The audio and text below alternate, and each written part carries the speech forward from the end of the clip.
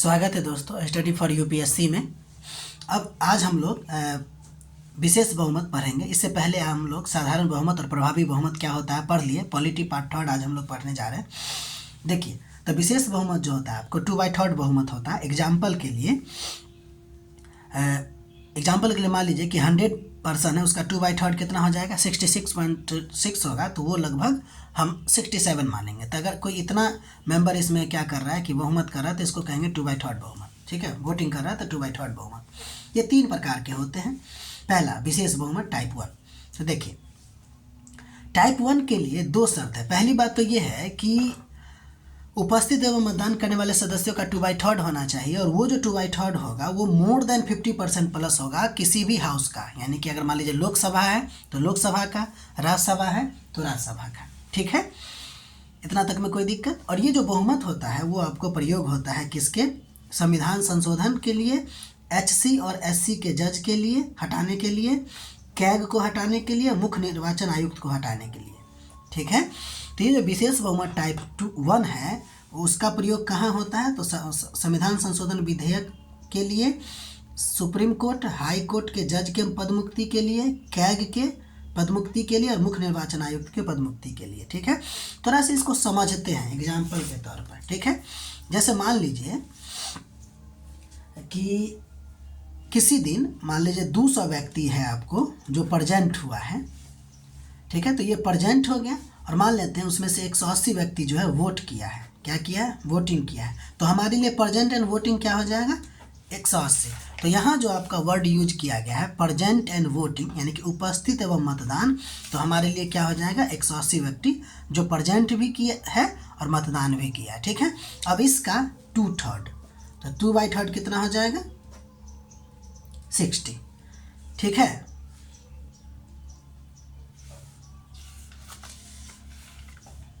तो ये हो गया मान लेते हैं कि 120। अब यहाँ देखिए कि 180 में से मान लेते हैं कि कुछ व्यक्ति पक्ष में मतदान किए होंगे, कुछ व्यक्ति जो है विपक्ष में मतदान किए होंगे। मान लेते हैं कि 50 व्यक्ति जो है आपको विपक्ष में मतदान किए हैं, तो पक्ष में कितने करेंगे? 130। अब ये बात तक देख लिए। अब देखिए, जब हम 180 का आपको 2/3 किए तो 120 हुआ। अब देखिए, ये जो मतदान किया है वो आपको 130 है, तो उसका 2/3 से ज़्यादा है कि नहीं? तो 2/3 से है ज़्यादा। तो पहला चीज़ कह रहा था कि मतदान उपस्थित मतदान करने वाले सदस्यों का 2/3 बहुमत। तो देखिए, टोटल बहुमत कितना हुआ उस प्रस्ताव के पक्ष में? 130। ठीक है, और हमको चाहिए कितना? 120। उससे ज़्यादा है कि नहीं ज़्यादा? तो है। तो कह रहा था कि स्पेशल बहुमत टाइप 1 के लिए उपस्थित 2 शर्त है, जिसमें पहला शर्त था आपको उपस्थित एवं मतदान करने वाले सदस्यों का 2/3। हमको 2/3 लाना था। 180 मेंबर था, उसका 2/3 किए तो 120 है, लेकिन मतदान पर आया 130 किसी भी प्रस्ताव के पक्ष में। तो क्या ये पहला शर्त को पूरा किया? ठीक है।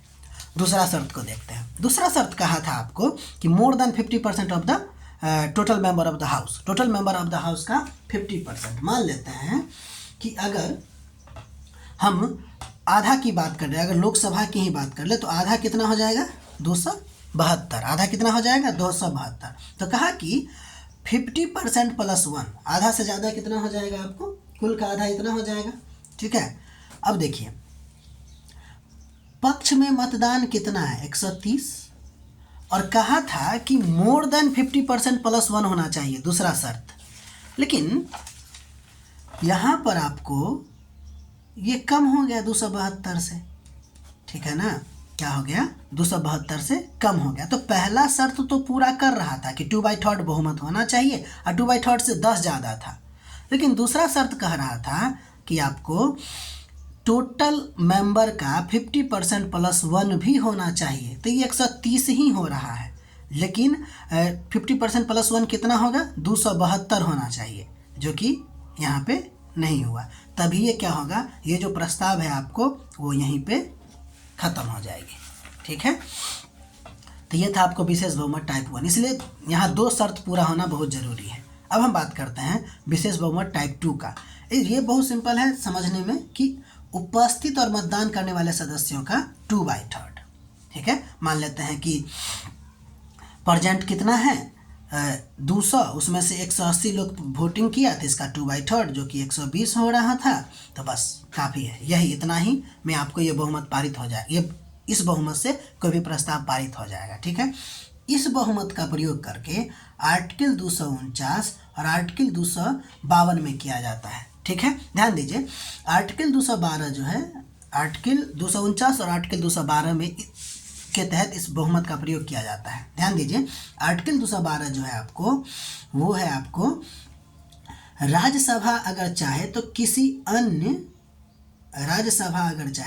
अन्य अखिल भारतीय सेवा का गठन कर सकता है। इस आर्टिकल के तहत अखिल भारतीय सेवा, ठीक है, वो आपको आर्टिकल 212 है और 312 है, और आर्टिकल 249 जो है वो आपको कहता है कि अगर जानते हैं हम लोग कि कानून बनाने के लिए 3 सूचियां हैं, संघ सूची, राज्य सूची, समवर्ती सूची।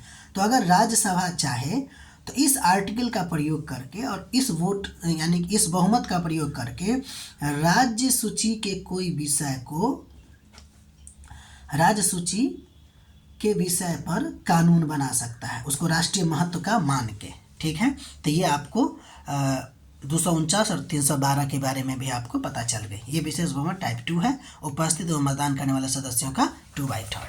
अब हम लोग आगे बढ़ते हैं विशेष बहुमत टाइप 3। ये बहुत ही कठिन बहुमत होता है, ये कुल सदस्यों का 2/3 होता है। मान लेते हैं कि अगर कुल सदस्य कितना है लोकसभा और राज्यसभा में, उसका 2/3 निकाल दीजिए और वो जो होगा वही आपका होगा विशेष बहुमत टाइप 3। इसका प्रयोग राष्ट्रपति पर महाभियोग लगाने के लिए किया जाता है।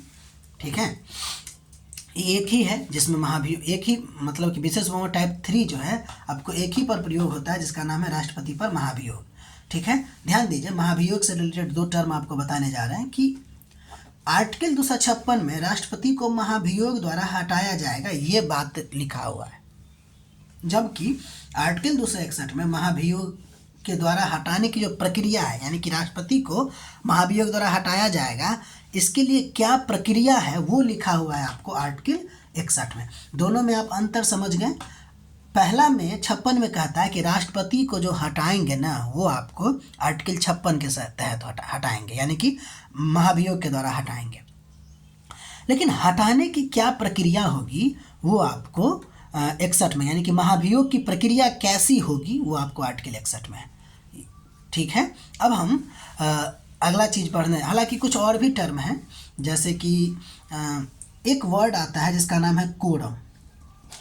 कोरम देख लीजिए, कोरम क्या है, तो 1/10 समझ लीजिए कि, या फिर 10% भी आप कह सकते हैं कि जैसे मान लीजिए कि कोई राज्यसभा हो या कोई लोकसभा है, लोकसभा या राज्यसभा का जो मीटिंग चलेगी, तो मीटिंग चलने के लिए मिनिमम या न्यूनतम सदस्यों की जो संख्या होगी उसी को हम लोग कोरम कहते हैं। ठीक है, जैसे मान लीजिए कि अगर 250 मेंबर है आपको, किस में टोटल मेंबर कितना होना चाहिए लोकसभा में 250, तो 250 का 10% कितना होगा 25, तो वो 25 मेंबर होगा तभी आपको राज्यसभा का मीटिंग चलेगी, नहीं तो नहीं चलेगी। नहीं तो ऐसा होगा अगर कम रहेगा तो किसी भी बिल को पास करने के लिए मतलब कि कम सदस्य पर भी कर सकता है, लेकिन मिनिमम आपको 25 होना चाहिए। तो कोरम अगर आपको कहीं पे वर्ड मिले, अच्छा ये आर्टिकल नंबर 100 में है।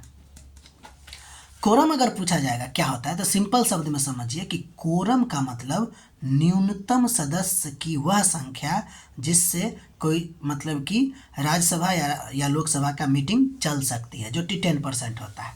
अब हम लोग आगे बढ़ते हैं, प्रियम्बल बहुत ही इंपॉर्टेंट टॉपिक, और अगला चैप्टर समझ लीजिए हम लोग पढ़ने जा रहे हैं। पहले हम लोग बेसिक पढ़े थे, ये हमारा चैप्टर नंबर 1 है। देखते हैं प्रस्तावना क्या होता है। देखिए, यह संविधान की भूमिका होती है जो बताती है कि भारत का संविधान क्यों बनाया गया, इसका क्या उद्देश्य है और हम किस प्रकार का देश बनाना चाहते हैं। ये आप लोग नोट करते चलिएगा, ठीक है। अगर पूछा जाएगा कि प्रस्तावना क्या होती है, तो प्रस्तावना संविधान की भूमिका होती है जो हमको बताता है कि भारत का संविधान क्यों बनाया गया, इसका बनाने का उद्देश्य क्या था, और इसमें यह भी बताया गया है कि हम भविष्य का भारत कैसा बनाना चाहते हैं, हम किस प्रकार का देश बनाना चाहते हैं। अर्थात प्रियम्बल संविधान का प्रारंभिक व्यक्त होता है, यानी कि इंट्रोडक्टरी स्टेटमेंट होती है। ठीक है, अब हम बात करते हैं आगे। इतना समझ गए प्रस्तावना के बारे में। प्रस्तावना हमें बताती है कि सत्ता का स्रोत क्या होगी। ठीक, प्रस्तावना हमें बताती है कि भारत का स्वरूप कैसा होगा। प्रस्तावना हमें बताती है कि भारत के लिए उद्देश्य क्या क्या है। ठीक है, जैसे देखिए, सत्ता का स्रोत के बारे में बताती है कि सत्ता का स्रोत जनता है, क्योंकि आप देखते हैं कि प्रस्तावना की शुरुआत ही होती है हम भारत के लोगों से। ठीक, भारत का स्वरूप कैसा है, तो ये बताती है कि भारत जो है प्रभुत्व संपन्न है, समाजवादी है, पंथ निरपेक्ष है, लोकतांत्रिक गणराज्य है। तो ये आपको भारत का स्वरूप है। न्याय के उद्देश्य के बारे में बताती है कि इसका उद्देश्य है न्याय करना, स्वतंत्रता, समानता, फ्रेटर्निटी यानी बंधुत्व को लाना। ये सब इसका क्या है, उद्देश्य है। ठीक है, इसके बारे में बहुत डिटेल हम आगे पढ़ने ही जा रहे हैं भाई। ठीक है, पहले आप देख लीजिए कि प्रस्तावना हमें क्या क्या बताती है। ठीक, अब देखिए, अब हम पहला चीज़ देखने जा रहे हैं कि संविधान का स्रोत या सत्ता का स्रोत जो है प्रस्तावना हमको बताती है इसको लेकर। ठीक है, तो प्रस्तावना घोषणा करती है कि संविधान को अपना अधिकार भारत की जनता से प्राप्त होता है। प्रस्तावना क्या बताती है, संविधान का स्रोत के बारे में बताती है कि संविधान जो है ना अपना अधिकार कहाँ से प्राप्त किया है, तो भारत की जनता से प्राप्त किया है। ठीक है, इसी के लिए ध्यान दीजिएगा, ये जो वर्ड है ना, संविधान को अपना अधिकार भारत की जनता से प्राप्त हुआ, इसी के लिए रूसो ने अपनी पुस्तक सोशल कॉन्ट्रैक्ट में जनरल विल वर्ड का यूज किया है, जो आगे चलकर पॉपुलर सॉवरेंटी में बदल गया। इतना समझे, कहने का मतलब ये है कि ये जो बताने की कोशिश कर रही है कि संविधान का स्रोत या सत्ता का स्रोत जनता है, इसके लिए रूसो ने पॉपुलर सॉवरेंटी शब्द दिया है, अर्थात कि people are the ultimate source of power. समझ में आ रही बात? रूसो ने क्या कहा है कि पीपल जो होता है वो आपको अल्टीमेट सोर्स होता है पावर का। ठीक है, सत्ता का। कोई दिक्कत? अब हम आगे बढ़ते हैं कि भारत में पॉपुलर सॉवरेंटी कहाँ कहाँ दिखता है, पीपल का राइट कहाँ कहाँ दिखता है, सोर्स कहाँ कहाँ दिखता है सत्ता का। तो देखिए, पहली बात, प्रस्तावना की पहली लाइन में we the people of India.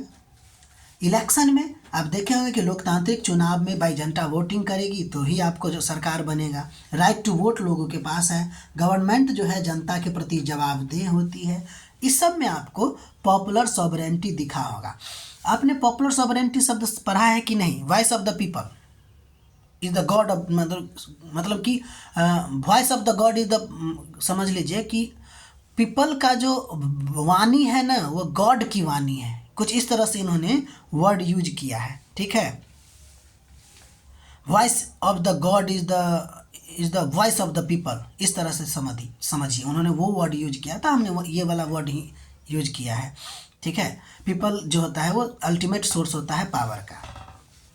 अच्छा देखिए, इसी दौरान हमको दो तीन शब्द और देखने को मिली पॉपुलर सॉवरेंटी से। एक तो पॉपुलर सॉवरेंटी है और एक आपको पार्लियामेंट्री सॉवरेंटी है। दोनों में हो सकता है कि कभी डिफरेंस पूछ दिया जाए।